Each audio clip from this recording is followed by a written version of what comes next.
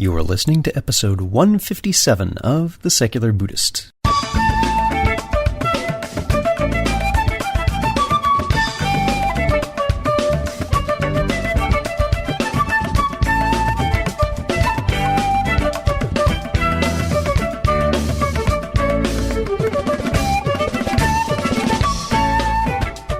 Welcome to The Secular Buddhist. I'm Ted Meissner.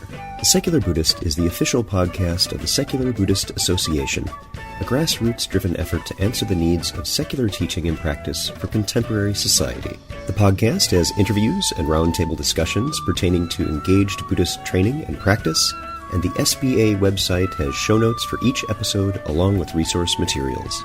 Though the podcast focuses on core practice from a secular viewpoint, more traditional teachings are welcome and openly discussed.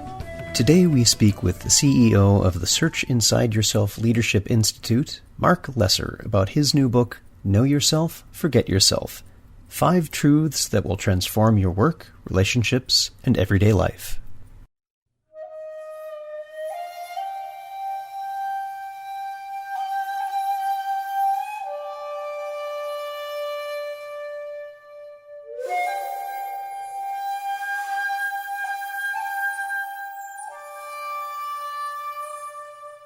Paradox is, at best, not the most comforting of places to put our minds.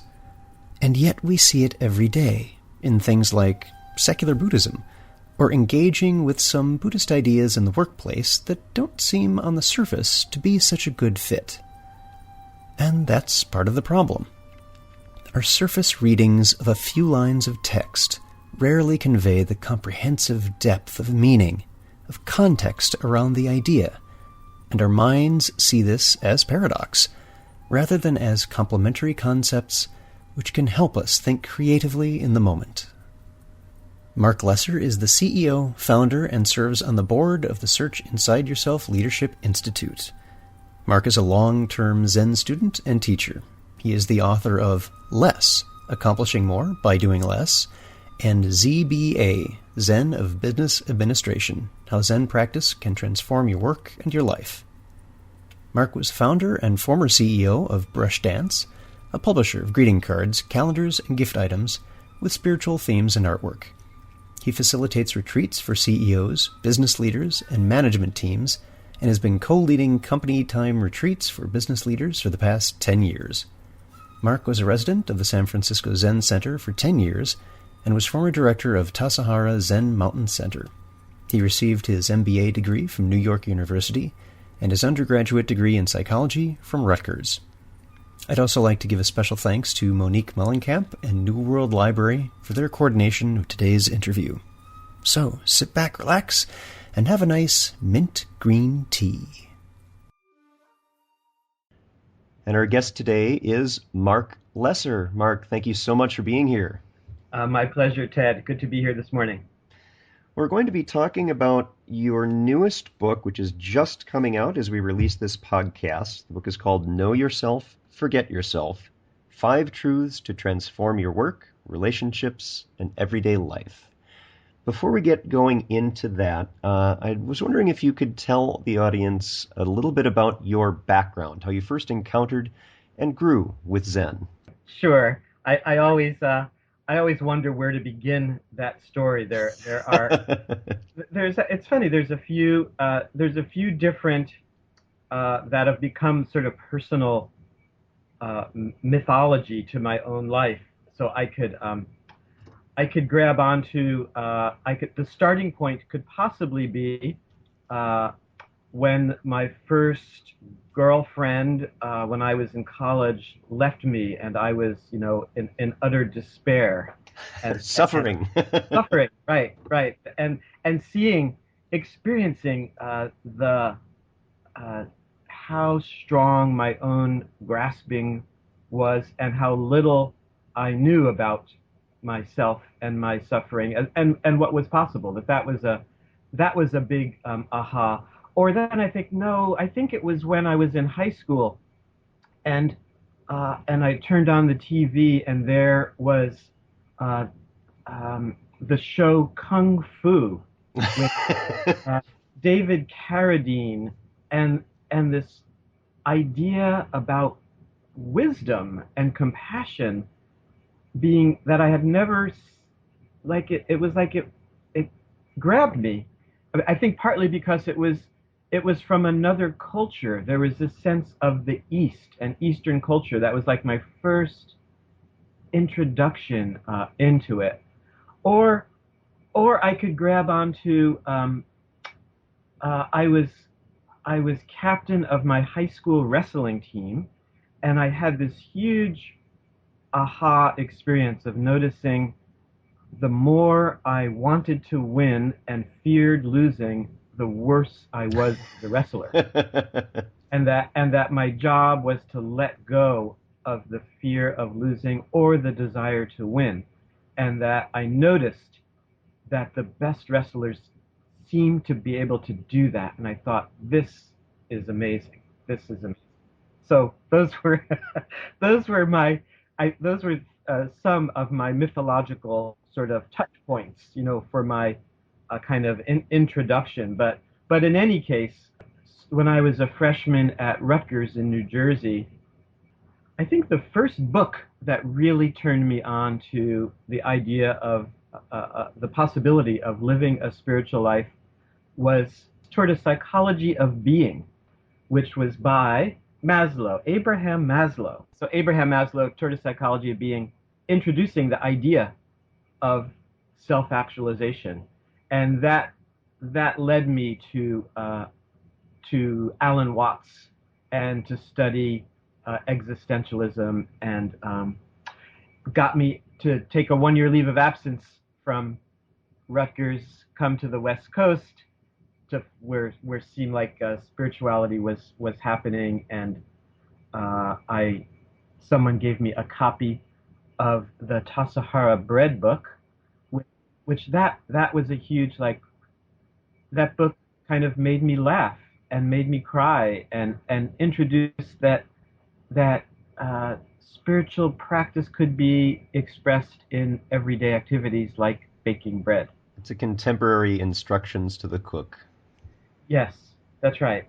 That's right. And that got me to walk into the San Francisco Zen Center, uh, which I used to go by. I used to ride the Six Masonic bus to my day job in downtown San Francisco, and I walked into the Zen Center, and literally there was a voice in my head that said, "This is a place worth 10 years of your life."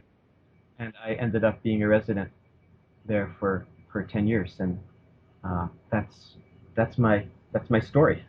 Wonderful. It's interesting how many people bring up the Kung Fu template set in our minds Yeah, with initial practice. yeah, yeah. Funny. Oh. So, what prompted you to write this new book, and how is it different from your previous two? And I want to mention those: Less, Accomplishing More by Doing Less, and Zen of Business Administration, how Zen practice can transform your work and your life. Yeah, it's actually after Less came out, uh, I found myself starting to write on kind of about what seemed like the opposite of Less, and in fact the original title, the first title of this book when I started out, this book, strangely enough, was called More. Less is more. Yeah, yeah, and I felt like, um, because there were certain, I can remember in particular one CEO of a large company who had a copy of Less in his hands, and he wanted me to sign it, and he took me to lunch, and he told me how much he loved the book. And he then said, "But I'm not going to give it to any of my employees because I don't even want them to utter the words less." And I think that was a moment where I thought, like, he gets it, but he doesn't get it, or he gets it, but he thinks that everyone else isn't going to get it in the workplace. So I need to make this even clearer, that really this book really is about more, but not in the way that we usually think about more or less. And and so you can kind of see how as as I started as I started writing, it seemed like I couldn't get away from how paradoxical everything is. And actually, more than uh, morphed into the next title of the book, which lasted some time, was actually it started out as "Be confident, just don't know." Be confident, just don't know. And then my editor pointed out that "just don't know" is Zen speak. Yeah. It's not. It's I was not thinking that how. sounds very It's Katagiri Roshi. it's not how. It's not part of the English language. He said, "Don't you really mean be confident, question everything?" And I realized it didn't have the same meaning for me, but it was close enough. And that became the title for a while. Um, and then out of that, these paradoxes started to emerge and take shape, and that's how this book kind of started to develop. And I realized that it seemed like the more and more the real essential paradox, the most basic paradox was know yourself, forget yourself. Yeah, that more and more became, you know, the the kind of the base of all these other paradoxes, and then it felt like uh, really it was about how to tie the paradox and working with paradoxes to how we how we can provide benefit to the world, Tell us benefit more others. about that, because you use that theme of paradox throughout, and we'll get to the five truths that you talk about in a minute, but this concept of paradox, that paradigm runs throughout. Tell us more about that and how that contributes to our understanding. Well, there's no getting away from it, and it's so feels like it's built into what it means to be a human being. I mean that it's again when we I think if we pay attention at all, it's so amazingly, wonderfully paradoxical that we're alive, that we have consciousness, that we can just to see that we're here.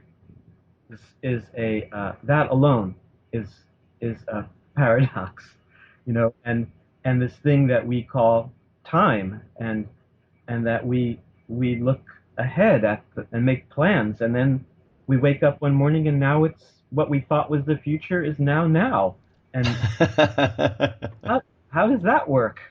And uh, yeah, and we look at the sun and the stars and the sky, and it's all just unbelievably completely mysterious and unexplainable, and we make it mundane. It's like the again, I don't know if it made it into this book or not. The I don't think it did. The there's a the quote. I forget who Paul Hawken is quoting, but he says, if the stars only came out, once every 1,000 years or every 10,000 years, it would be this an unbelievable event in which everyone in the world would kind of pay attention and go out and look at the stars, but they come out every night. So instead, we watch television and play video games. And I think too, for the past 8 years, I've been, a Zen teacher and an executive coach, in which I've been working very, very closely with business executives. And again, how paradoxical is that? This this Zen guy, finding myself in the belly of the beast of corporations, and that there's no and most of the time it feels like it's kind of seamless. It's just like it's just human beings who happen to be in these environments, but uh, in those conversations and in the way in which I was working with and trying to help people in the corporate world, either to or both, both to find out how to be more alive, more free, um, and more successful as business leaders. So much of the work, so much of the conversation was about how to work with paradox, right? How to care and not care, right? The same kind of things that I found myself dealing with as captain of my high school wrestling team, right? That clearly I wanted to win. I wanted to be the best wrestler, but I needed to let go of my clinging to that and find freedom. That same some of those same themes kept running through my own life, and that I saw that these were powerful, useful themes to not to be ignored, but to embrace, and then obviously to see, wait a minute, this is the core of this is what the Zen guys figured out in how they're working with koans as well. So pretty interesting. Yeah, it seems that the examination of paradox, that exploration, is what can lead to very effectively cutting away of our preconceived notions, which are often inaccurate, lead us to more creative thinking and active engagement with the present moment. And that's been a wonderful benefit to the exploration of paradoxical subjects. Yeah, actually, I want to Ted, just I I mentioned I in preparation for our talk I reread my book recently, and I realized I just want to read you just my favorite few lines from the book. Uh, Speaking personally, I'm not happy or satisfied with the idea of paradox. I don't really want this book to be about paradox. I want this book to be about clarity. Who wants paradoxical relationships or paradox in business? We all want confidence and assurance. Imagine a stockbroker or surgeon or soldier using the word paradox to describe his or her work. Paradox seems the opposite of clarity, the opposite of action, a non answer, for some, a shrug. Mm-hmm. Yeah, that's in fact, I read that line that you quoted just this morning. I think it's fairly early on in the book, and I appreciated the direct honesty of, we're not always comfortable with paradox. Even the author of this book, who uses it as a running theme throughout, is not always comfortable with it. We'd like things to be another way, but that's part of our suffering and part of our experience as human beings. Right. So let's talk for a bit about how you apply this concept of paradox to the five truths. Let's talk for a bit about what those are and how they relate to one another. Yeah, well, it's interesting how this book and the five truths kind of unfolded for me over time. And while I was writing this, I went for a walk with this was a new friend who is a physician, and I was who didn't someone who was brand new to Buddhism, and I was describing these five truths, and he looked at me and he said, are those like, are those somehow related to, the Eight Noble Truths, or are those five truths some Buddhist teaching? And I looked at him and I said, actually, I made them up. But in truth, I feel like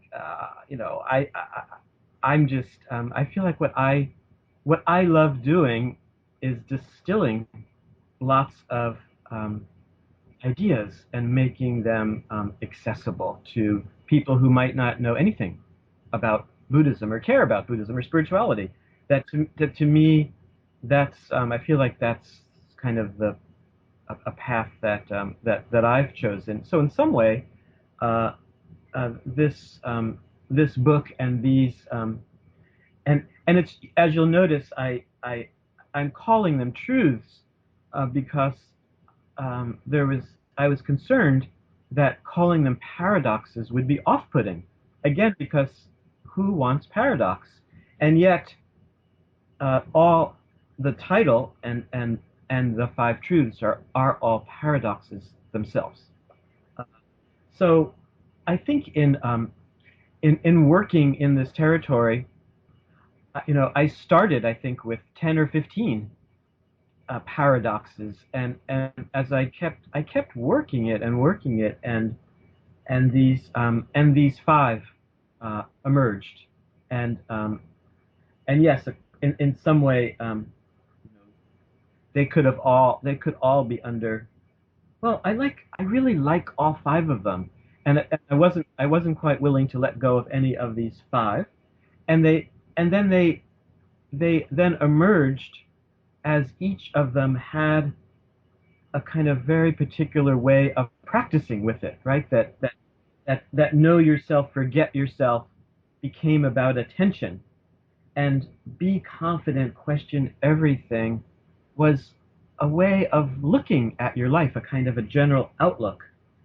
And then from there, again, it feels a little bit like, kind of playing with or mirroring with, the the Four Noble Truths and the Eightfold Path, but again, putting these into very accessible language. And then, that then from Outlook, it needed to be about action, and that was fight for change, accept what is.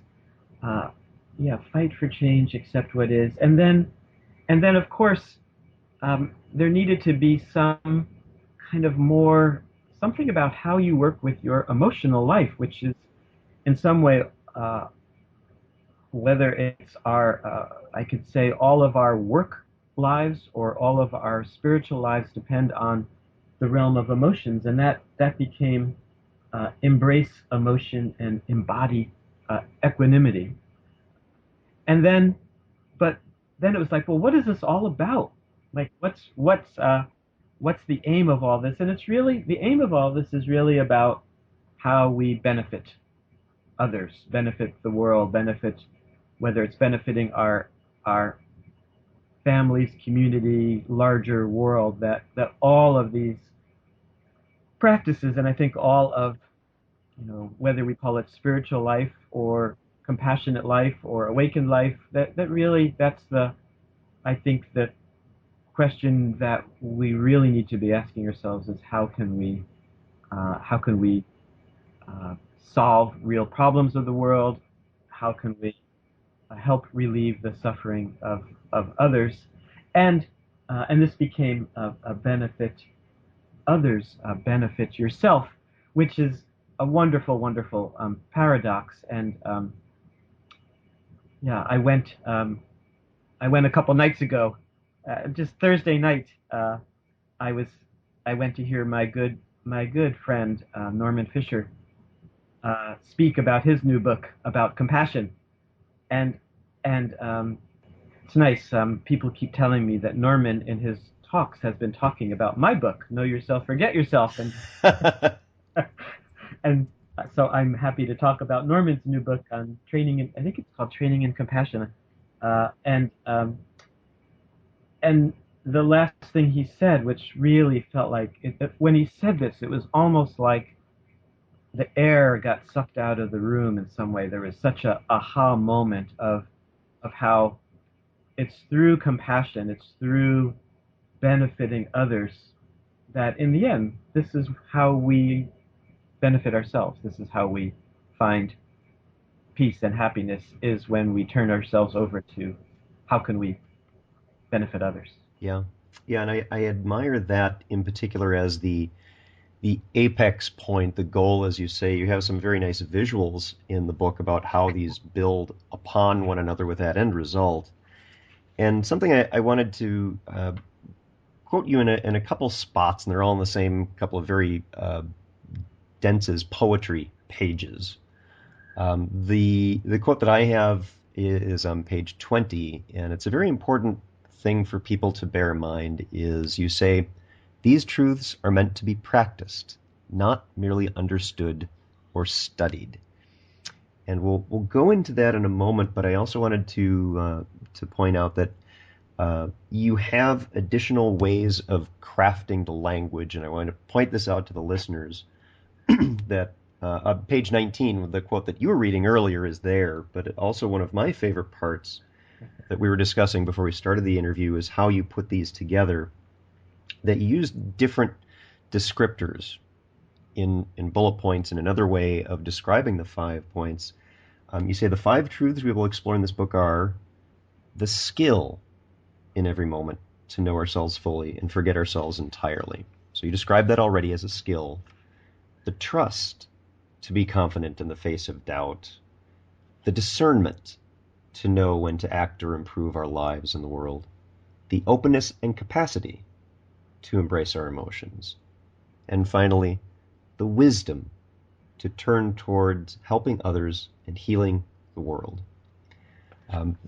That is a beneficence of forethought, I think, in how the language was crafted, because it supports this being an action. And also in support of that, you have action plan boxes for each of these 5 truths. Tell us about what those are and how they support people taking action. Mm-hmm. Yeah, no, Ted, I so appreciate you reading that, and I thought, yes, that's quite beautiful and poetic. Who How'd wrote that? happen? Who was that brilliant man? I did have a great editor who helped me with this. It was fantastic. Partly, again, I think that was a combination of ultimately, I wanted this book to, although, I'd love to think of myself as a poet and and as a as a Zen teacher, and it's nice to keep it all mysterious. And in fact, I've been criticized, and I'm happy to be criticized for anything. But Zen some Zen teachers have criticized me for I'm the attempt to make it all too explicit. And there was one teacher who said it's better to keep it all a little mysterious. Don't try and make it too explicit. And again, isn't that a wonderful paradox? Because I agree. There's something about uh, staying a little bit uncomfortable with the mystery. At the same time, I think it's pretty wonderful to how to make these things as clear and accessible as possible. And to me, that comes to what are the practices? These great ideas, wonderful idea. We can all get very intellectually stimulated and excited about these ideas, which I think is good and important. But then it's like, what do you do? How do you actually? And this I think is both both the Zen teacher and the coach, the executive coach in me. Because I think the Zen teacher in working with students is always the image I have for both a Zen teacher and a coach is how to create some space for another person to walk into, how to entice someone to want to push beyond their own comfort zone or their own current uh, narrow view of the world, and how to expand that view. This is what I'm always trying to do for myself, and of course always knocking into my own concretized ideas. Yeah, it's all about opening a door for others. They need to step through it themselves, but providing that little bit of questioning or discomfort in the energy of the paradox can help take those steps through the door. Yes, and I found myself in writing this book really trying to tie what are practices, what are things that you could actually do, and that if you wanted to create a your own kind of a personal, whether it's your own personal growth plan or your spiritual plan, whatever you want to call it, but things that you could actually take on and experiment with, and that I decided in this book that I actually wanted to begin each each chapter or each, usually I notice these things come at the end, and I thought, well, let's make it really clear that this book is really, it is kind of a workbook. It is, uh, you can write it up front, see, here's a list of things that you could try and experiment with, different kinds of writing exercises, meditation exercises, ways of having conversations, and that and to tie those to the paradoxes and to my own kind of stories and discussions about each of these five paradoxes, and that again, there's uh, a certain logic and order kind of developed, which I read earlier, starting with know yourself, forget yourself, and ending with benefit others, benefit yourself, and uh, yeah. So there's a way that it's possible to use this in a kind of an orderly, logical kind of way of working, and I think I also say at the same time, make your own logic. You can I think just open the book to anywhere and find something that maybe whatever resonates with you. Yeah, that you bring up an interesting point as you were discussing how some Zen teachers have been a little bit critical about the directness of it versus keeping some mystery. And we're very diverse creatures. We don't all think the same way or act the same way or resonate with the same kinds of approaches. So some of us are more inclined towards that clarity and some towards a little bit more of the obscurity of the paradoxes of calm practice. And this may vary throughout a day. They're all perfectly valid approaches. And something else that you have as a theme in the book, and this is one of the things that was most effective for me, so I appreciate you doing this, is that you have stories throughout. Some of them are traditional Zen stories or traditional Buddhist stories, and some of them are from your own personal life or your experience as a coach. Have you found that that's a helpful way to connect with your readers and the people that you coach, is by telling stories? Yeah, definitely. We humans we are storytellers, right? So even referencing back to my little rant about the stars, or so it's like, what's the story that we tell about the stars, about who we are? But I think in all of these paradoxes and in our life, we learn, we understand, we connect through story. What's this, you know, the story that we're telling about ourselves, the story that we're telling about other, uh, so influences our actions, our emotions, our own chemistry, right? It's amazing, right? That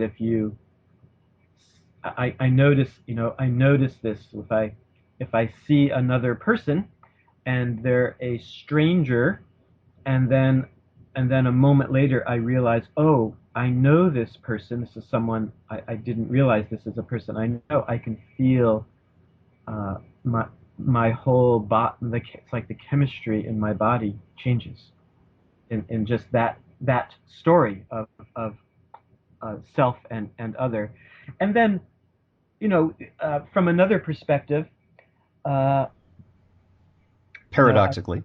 paradoxically, I think of all the Zen teachers, like Suzuki Roshi, saying, you know, for, forget about Zen.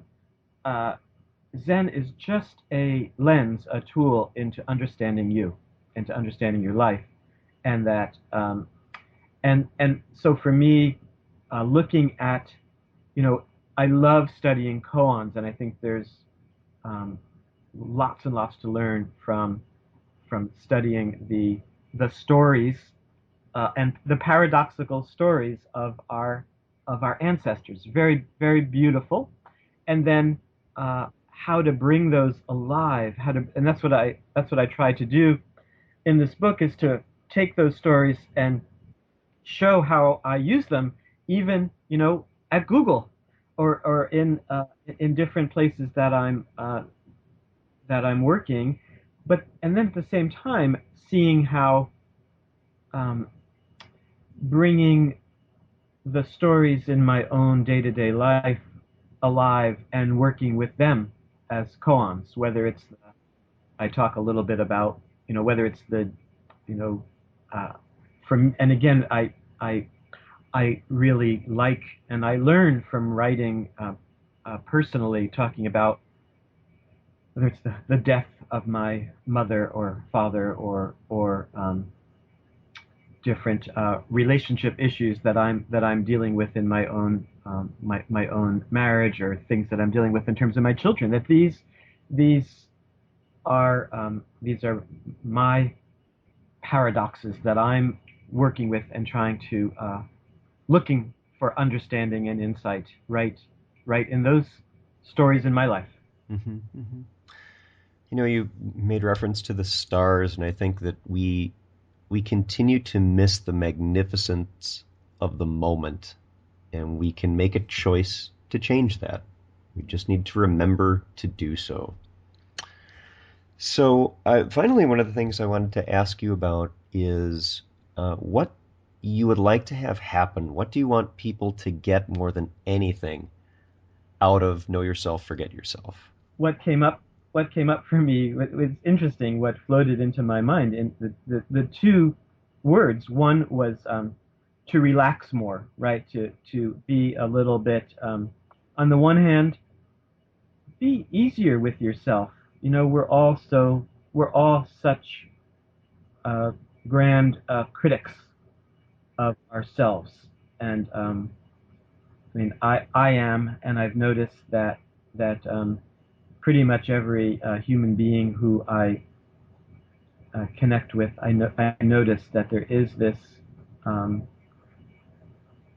we can be pretty uh, hard, difficult with ourselves. So on the one hand, what came up for me was, I hope that through practicing the realm of uh, paradox, people can feel more at ease and relaxed, and maybe, as you were just saying, Ted, maybe it's a kind of which appreciating appreciating each moment, and paradoxically at the same time, I hope people will make even more of an effort uh, to to let go of making more of an effort to be yourself, to to be more compassionate, less reactive, less narrow-minded. So yeah, so how could I not give a paradoxical answer to that question? Yes, be completely relaxed and make more of an effort. Hmm. Uh, that, that's what I'm hoping will come from this book. But ultimately, I think I I think that there really are big problems, and that through more understanding and insight, I think we can actually move towards solving some of these problems around, bias and violence and inequality, hunger and poverty, that these are these are things that with uh, with the community will, we can solve some of these, problems that we just assume. People say, oh, they'll always be there. I one of the examples I that maybe you have to be, uh, if you're a very young person, you might not be able to relate to this, but I remember when it used to be, when you walked into an airplane, it was filled with smoke, and I can remember, it was just like, this is insane, but this is the way it is. But very quickly there was some insight that this could actually be changed, and that, I mean, it's a kind of a stupid little example, but also kind of profound.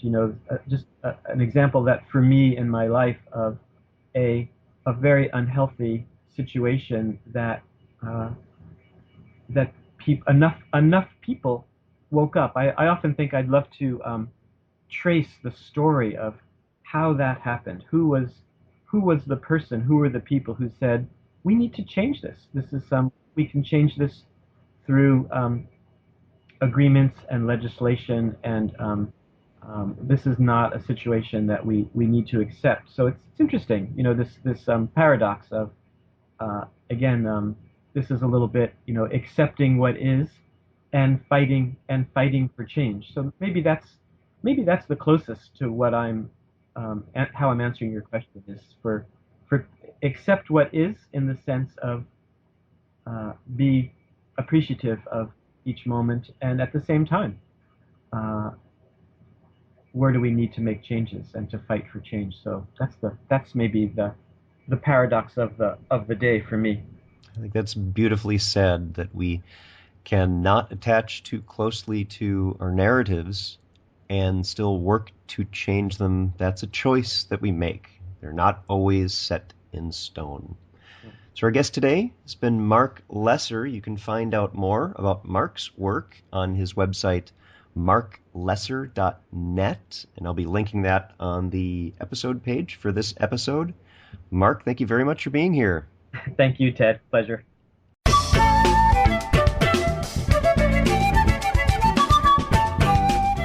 Thanks for listening. If you'd like to learn more about something you've heard in today's podcast, please come visit the SBA website at secularbuddhism.org, and you'll find an entire webpage devoted to this and every episode. Discussion about this episode can be found on the episode page itself, along with show notes. The music for The Secular Buddhist is used by permission from John Kaizan Neptune's CD, Steps in Time. Additional music is provided courtesy of Monty Levinson of Taihei Shakuhachi and Rodrigo Rodriguez. Their websites are also linked on the SBA site on the About Podcast Music page. Until next time, remember, every moment you have a choice. Make it the best you can. See you next time on The Secular Buddhist.